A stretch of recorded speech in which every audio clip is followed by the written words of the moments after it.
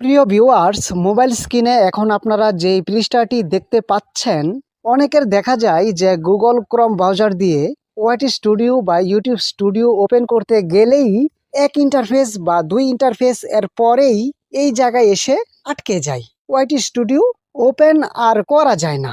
আর তাই আজকের এই ভিডিওতে আমি আপনাদেরকে দেখাবো, আপনারা যখন এই পেজে চলে আসবেন বা ক্রোম ব্রাউজার আপনাদেরকে এই পেজে নিয়ে আসবে, তখন ক্রোম ব্রাউজার থেকে কোনো অ্যাকাউন্ট সাইন আউট বা লগ আউট বা ডিলেট না করে কিভাবে ক্রোম ব্রাউজার দিয়ে ওয়াইটি স্টুডিও ওপেন করবেন।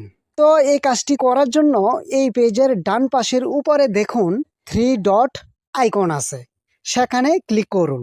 ক্লিক করার পর আপনাদের সামনে এমন একটি ইন্টারফেস শো করবে। তখন এখানে দেখুন অনেকগুলো অপশন আছে। এই অপশনগুলোর মাঝে একটি অপশন আছে ডেস্কটপ সাইট নামে, এবং তার পাশে একটি বক্স আছে।